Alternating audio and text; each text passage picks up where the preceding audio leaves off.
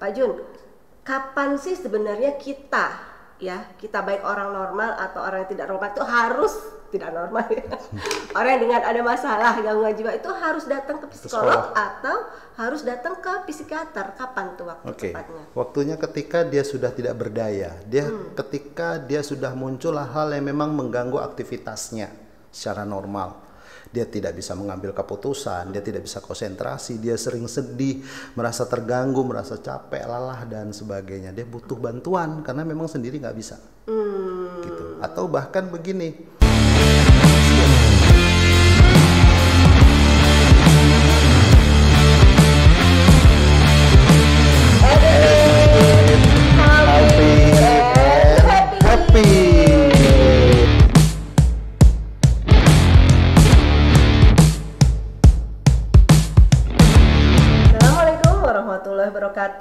Waalaikumsalam. Tapi pun, halo sahabat Ibu Dumi, apa kabar? Jumpa lagi dengan instalasi promosi kesehatan RSUD Jenderal Ahmad Yani Metro yang selalu hadir untuk memberikan informasi dan edukasi seputar permasalahan kesehatan.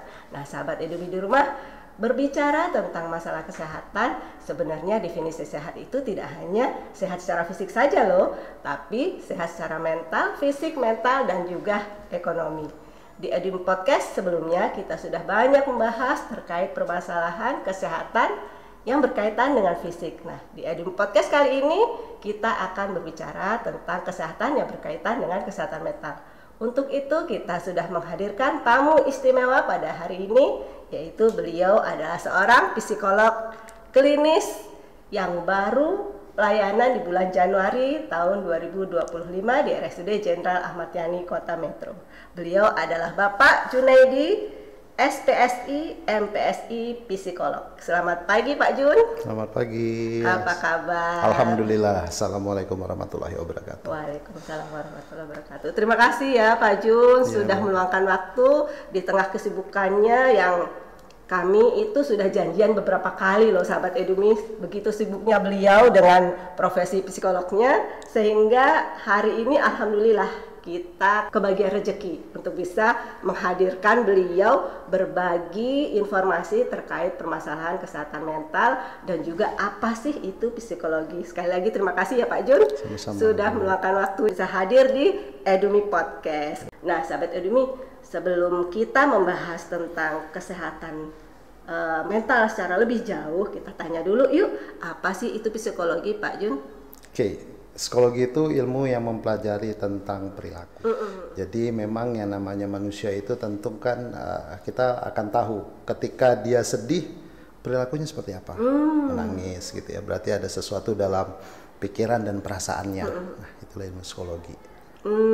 Nah, saya pernah membaca psikologi itu banyak sekali cabangnya. Betul. Ya. Dan Pak Jun adalah seorang psikologi klinis. Apa sih Pak sebenarnya perbedaan psikologi klinis dengan psikologi yang lainnya? Kalau psikologi itu banyak cabang. Kalau di perusahaan itu nanti psikologi industri, gitu ya. Kalau di sosial nanti ada psikolog sosial yang membahas tentang isu-isu sosial. Kemudian nanti ada di sekolah juga psikolog pendidikan gitu ya. Nah, kalau psikolog klinis ini ranahnya memang di kesehatan, karena kita sejak Undang-Undang nomor 23 tahun 2017 gitu ya. Jadi salah satu tenaga kesehatan itu adalah psikolog klinis. Dan di situ Jafung kita sebagai psikolog klinis bergabung dengan psikiater, kemudian dengan beberapa tenaga kesehatan yang terkait dengan jiwa kita untuk berkolaborasi, karena itu penting sekali untuk meningkatkan kesejahteraan individu. Nah, Pak Jun, tadi kan terkait dengan masalah psikologi kesehatan.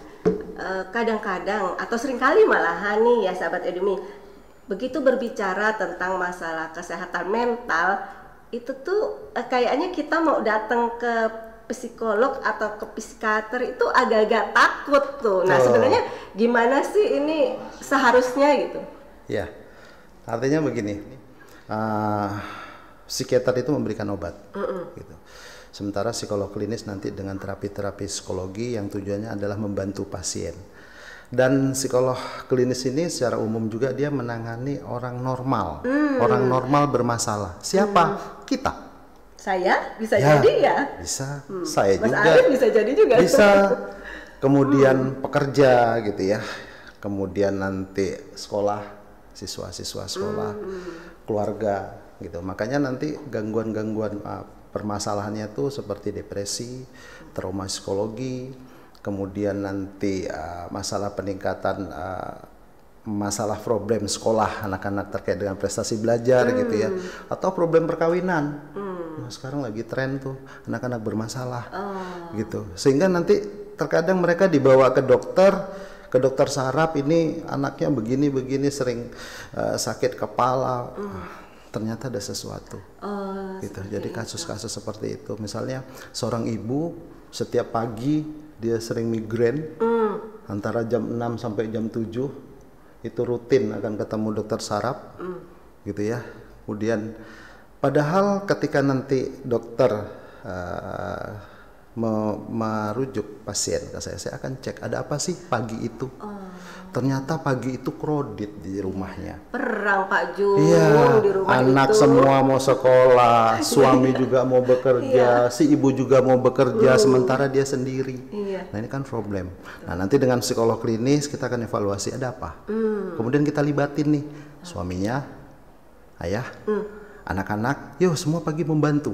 Sehingga nanti bukan hanya obat yang mengurangin migrain si ibu setiap pagi. Ternyata ketika keluarga tadi semua bekerja sama, insya Allah Itu migrainnya sebagai hilang. obat juga. Tuh, makanya dengan terapi-terapi psikologi itu.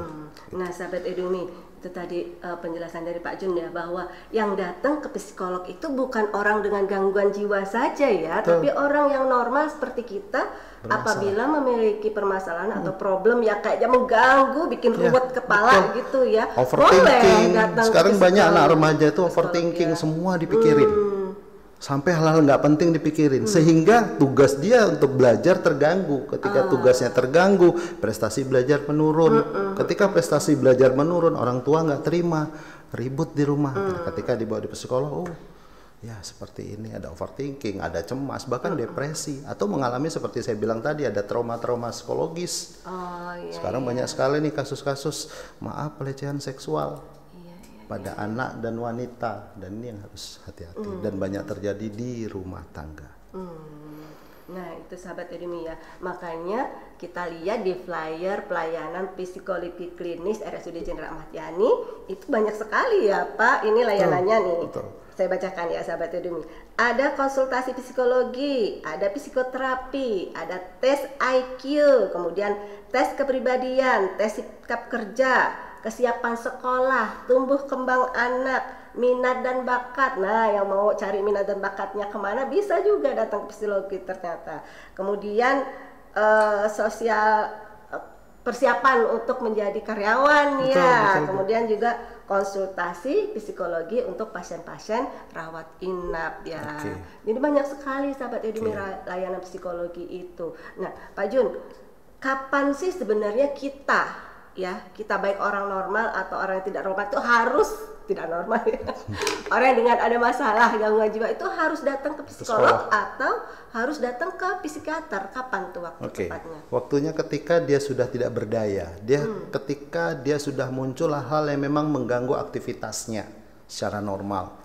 Dia tidak bisa mengambil keputusan, dia tidak bisa konsentrasi, dia sering sedih, merasa terganggu, merasa capek, lelah dan sebagainya. Dia butuh bantuan karena memang sendiri nggak bisa. Gitu. Atau bahkan begini, pasien yang datang ke rumah sakit, ingat tidak hanya sakit fisik. Mereka semua pasti sakit secara psikologis, minimal cemas. Ketika seorang pasien didiagnosa oleh dokter, oke Bapak ini kakinya memang harus diamputasi, apa yang dipikirkan oleh pasien itu?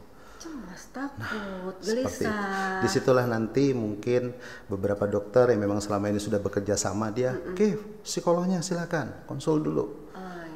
Gitu. Jadi banyak hal-hal yang terkait baik nanti dari kebidanan, dari bedah, dan banyak nanti hal-hal yang bisa kita saling berkolaborasi. Gitu. Jadi artinya kapanpun kita boleh ke psikolog.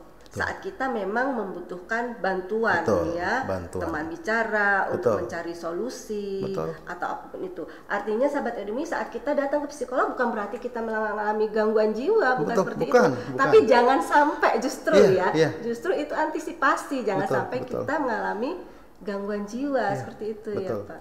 Betul, karena memang kita hidup tuh kan banyak hal gitu ya. Tidak ada orang yang tidak mengalami masalah. Semua ada masalah. Dari pagi sampai mau tidur, bangun tidur lagi banyak tuh masalah. Betul. Sehingga nanti kalau kita bisa fight, kita bisa fokus, masalah itu malah justru jadi motivasi. Nah, ketika menjadi motivasi, tentu nanti aktivitas-aktivitas yang dilakukan akan positif dan tentunya nanti akan berdampak tuh pada lingkungan dia. Tempat dia beraktivitas, apakah di sekolah, apakah di lingkungan kerja, atau bahkan di rumah sendiri. Sebagai seorang ayah, seorang ibu, seorang anak, seorang suami atau seorang istri. Makanya di sini penting sekali sehat mental itu sangat penting sekali. Iya, makanya gitu. WHO mendefinisikan sehat itu sehat fisik, mental dan ekonomi ya Pak. Semuanya itu saling berkaitan. Iya, tentu sangat berkaitan. Nah, Pak, saat kita datang ke psikolog, itu kan kita dapat solusi, dapat pencerahan-pencerahan. Tapi saat kita memiliki keterbatasan untuk bisa datang ke seorang psikolog atau psikiater, apa sih Pak yang bisa kita lakukan di rumah untuk sementara ya dalam mengatasi kecemasan atau bila kita memiliki permasalahan, coping apa sih yang harus kita lakukan agar kita bisa sementara keluar dari kecemasan itu dalam versi pertolongan pertama lah. Kalau dalam kecelakaan itu pertolongan pertama dalam kecelakaan, ini pertolongan pertama dalam kecemasan. Oke, sebenarnya artinya gini, kita hidup itu kan bukan sebentar ya, bukan baru. Sebelum-sebelumnya mungkin kita sudah pernah tuh mengalami masalah-masalah dan tentunya kita juga punya pengalaman-pengalaman, trik apa sih yang bisa kita lakukan gitu ya. Karena memang tidak bisa secara umum kita kita generalisir harus seperti ini. Tapi nanti tergantung, ada orang yang memang secara agama dia kuat, secara spiritual. Mungkin dia akan melakukan, saya mungkin harus beribadah, ambil wudhu, saya sholat menenangkan diri, saya baca Al-Quran gitu ya. Atau nanti ada orang lain yang dia mungkin pernah mendengar nih di media sosial, mungkin saya harus rileks, saya harus melakukan hobi saya gitu. Atau nanti ada orang lain juga yang mencoba untuk mungkin saya harus mencari tempat bicara, pasangankah gitu ya, atau dia punya sahabat. Kalau memang tidak, nanti mungkin dia juga ada pengetahuan yang misalnya, berarti apa masalah saya harus tuliskan tuh, harus saya keluarkan supaya tidak ditahan. Nah itu karena kan setiap hal yang memang menekan selalu ditahan, ledakannya itu akan sangat besar gitu ya. Nah banyak hal sebenarnya yang setiap individu sebenarnya sudah punya pengalaman untuk itu. Nah, gimana caranya biar kita bisa tahu bahwa coping saya tuh itu gitu? Ya itu tadi, mungkin kita butuh profesional untuk berdiskusi. Saya itu sebenarnya seperti apa gitu ya. Nah nanti dari situ kita akan saling berdiskusi tentang apa sih sebenarnya yang terjadi gitu ya. Nah itu kelanjutan dari penanganan yang tadi setelah melakukan coping sendiri gitu ya. Nah, nanti dia akan melihat, ini bisa, atau ini kenapa nggak bisa, mungkin copingnya nggak benar gitu. Artinya begini, setiap orang tuh butuh cermin gitu ya, butuh cermin sebagai pengontrol. Saya sudah baik, buruk, benar atau salah. Kita butuh orang lain, orang yang bisa dipercaya. Kalau misalnya seorang istri mungkin suami mungkin istri, anak mungkin orang tua gitu ya. Orang tua juga mungkin anaknya gitu. Artinya orang-orang yang dipercaya. Atau nanti memang butuh tenaga profesional, silakan gitu. Karena penting sekali adalah peran-peran kita itu tidak menjadi problem. Misalnya peran seorang ayah tidak problem tuh di rumah tangga. Peran seorang ibu tidak problem di rumah tangga, begitu juga anak gitu ya. Sehingga nanti ketika masalah-masalah yang memang pasti terjadi setiap hari itu, justru masalah itu menjadi motivasi mereka untuk jauh lebih baik. Tapi ketika dia memang nanti tidak mampu, lebih baik cari profesional. Bukan cari karena tidak semua orang itu bisa menjadi teman curhat yang baik. Iya, Malah betul, justru Pak. tanpa sadar Iya. nanti dia menceritakan aibnya, kekurangannya, malah Jadi justru bawa jadi tuh. masalah Iya. gitu ya. Nah ini harus dipikirkan baik-baik. Jadi kalau kita datang ke psikolog itu memang kerahasiaannya terjamin. Insya Allah kita punya kode etik. Karena memang diatur oleh kode etik dan juga profesinya Ya, ya Pak. Nah sahabat Edimi, sebagai seorang psikolog itu sudah ada rule aturannya ya, diatur dalam undang-undang apa yang harus dilakukan dan kerahasiaannya itu sangat terjamin. Jadi kalau kita datang berkonsultasi ke psikolog, kerahasiaannya pasti akan terjamin. Salah. Sampai orang terdekat pun bila perjanjiannya tidak dibocorkan mungkin tidak Ya. kita buka ya Pak Ya, ya, tidak betul, dibuka betul, oleh betul. seorang psikolog. Nah, Pak, ini yang menjadi salah satu pertanyaan. Kalau kita datang untuk konsultasi ke psikologi di rumah sakit, ini masuk BPJS nggak sih Pak? Insya Allah masih dalam proses gitu ya. Tapi kedepannya kita berharap ini bisa dibantu oleh BPJS gitu ya. Karena di tempat praktik saya yang lain itu bisa masuk gitu ya. Iya. Tapi nggak usah khawatir gitu ya, karena di beberapa kasus memang kalau seandainya memang sangat membutuhkan, bisa kok kita bantu gitu ya. Insya Allah, karena memang sebagai tugas seorang tenaga kesehatan kan ada yang namanya pengabdian. Jadi untuk saat ini belum tercover Belum, BPJS, masih umum, tapi ada bantuan khusus nih dari Pak Jun ya. Kalau memang sangat-sangat membutuhkan. Ya, Terus, silakan. bocoran nih untuk sahabat Edimi, kisaran tuh sekali datang konsultasi itu berapa sih Pak sebenarnya? 100 sampai 200 ribu 100 sampai 200 ribu untuk konsultasi Di psikologis Ahmad Yani. ya di Poliklinik Ahmad Yani. Oke. Nah itu tadi ya bocorannya sahabat Ahmad Yani terkait dengan layanan psikologi klinis di RSUD Jenderal Ahmad Yani, bahwa belum ada layanan BPJS-nya ya, masih layanan umum. Tapi jangan khawatir, dengan harga terjangkau sahabat Edumi bisa mendapatkan layanan psikologi klinis di RSUD Jenderal Ahmad Yani. Dan mungkin saya harus tambahkan, biaya itu tadi bukan 5 menit, 10 menit, tapi ingat 1 jam. 60 menit hanya 100 ribu sampai 200 ribu. 60 menit sahabat Edumi, 1 jam, jadi curhat kita puas ya, istilahnya kalau puas ngobrol tuh. Betul. Puas banget. Tisu itu bisa 1 bal. Wah. Kapan-kapan saya datanglah ke Pak Jun. Ya, jadi seperti buat ngobrol itu. panjang, buat ngobrol Silakan, panjang 1 jam. silakan. Oke, nah Pak Jun, hari apa aja Pak bisa jumpa dengan Pak Jun ini? Setiap hari. Setiap hari ada. Setiap hari bisa, tapi pastinya adalah Senin, Selasa, dan Kamis. Senin dan Selasa Ya, dan Kamis. di beberapa kasus ada yang urgent, silakan. Saya insya Allah ketika memang tidak ada kegiatan saya akan datang gitu ya. Yang pasti memang ini kan memang harus dilakukan dan urgent, karena memang beberapa kasus yang kalau mencari psikolog tuh memang sudah tidak ada jalan lain gitu. Iya. Memang dia harus ketemu. Tadi kan sudah disampaikan bahwa kita bisa datang ke psikolog kapan saja. Ada nggak sih batasan usianya untuk bisa datang ke psikolog? Apakah ada kriteria-kriterianya atau semua usia bisa? Semua usia, insya Allah. Semua usia itu bisa kita berikan pelayanan. Karena nanti dalam 1 jam itu yang diberikan oleh psikolog itu tidak hanya assessment gitu ya. Assessment itu interview, wawancara yang kita saling bercerita.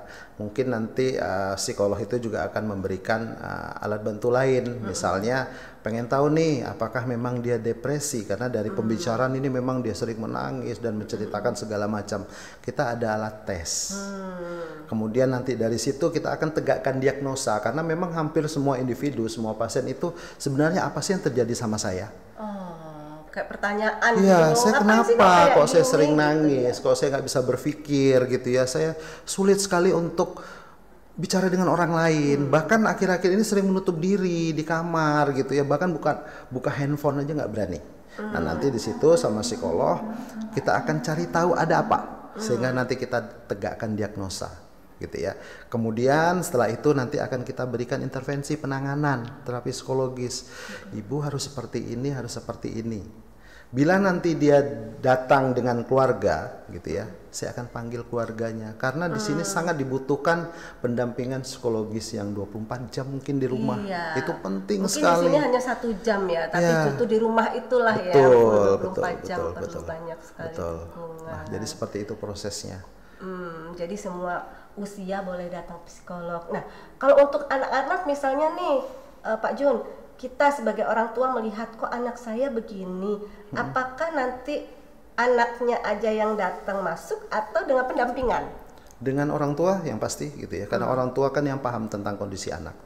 Dengan orang tua nanti akan bercerita gitu ya tentang apa yang terjadi dengan anaknya, kemudian nanti akan saya observasi seperti apa gitu ya. Misalnya sekarang banyak kan anak-anak yang mengalami misalnya seperti autisme gitu ya, atau hiperaktif gitu ya.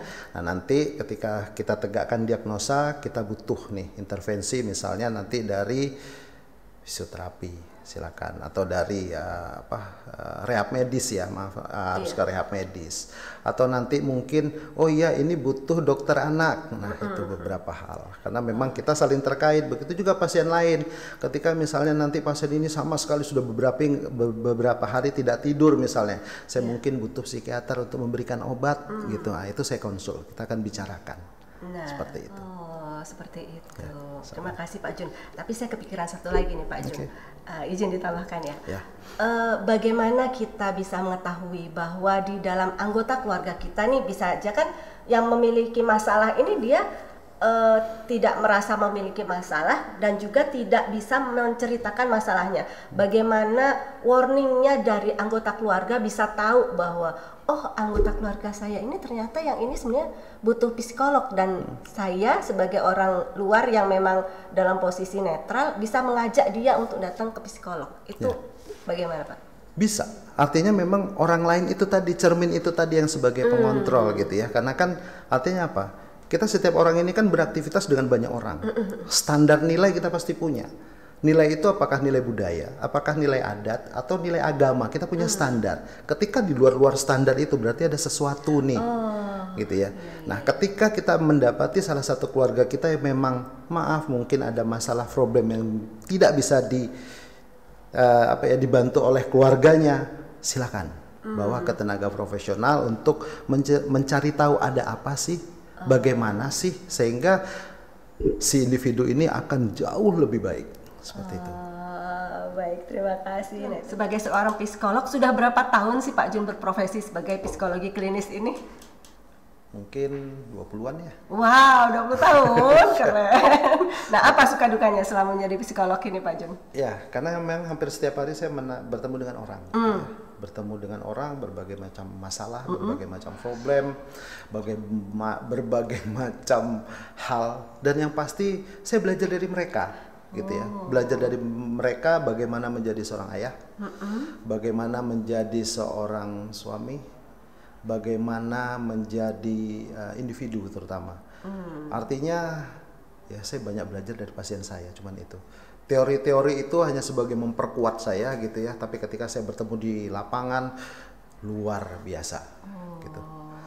Jadi artinya saat melayani itu juga kita belajar dari pasien. Iya Pak, saya juga sebagai seorang promosi kesehatan sambil podcast ini saya juga belajar banyak nih dari para profesional yang sudah hadir di podcast kita ini. Nah, ya tadi sahabat Edumi bahwa Pak Jun ini salah satu senior psikolog di Provinsi Lampung. Ada berapa Pak jumlahnya? Kalau psikolog klinis itu mungkin sekitar 19 orang di Provinsi Lampung. Dan Pak Jun salah satu yang paling senior?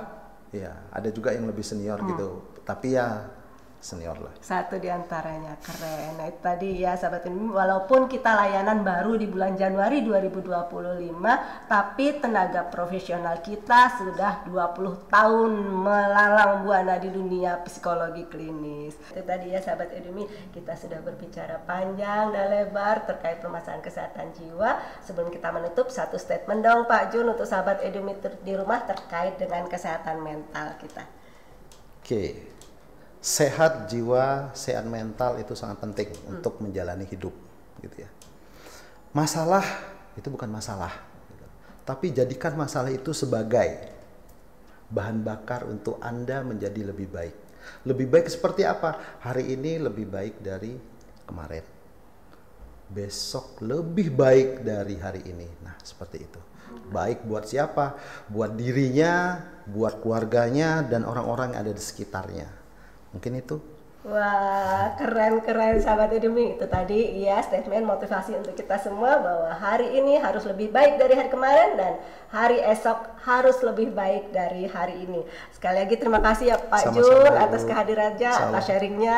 Lain kali kayaknya kita bahas yang lain lagi ya Pak Jun ya. Boleh, Yang mungkin lebih dalam lebih. lagi, lebih Ya, dalam. Ini betul, baru betul. awal-awalnya nih sahabat Edumi. Masih perkenalan. Masih perkenalan, tipis-tipis ya. Tipis-tipis. Nanti insya Allah lain Biar kali penasaran kita ya.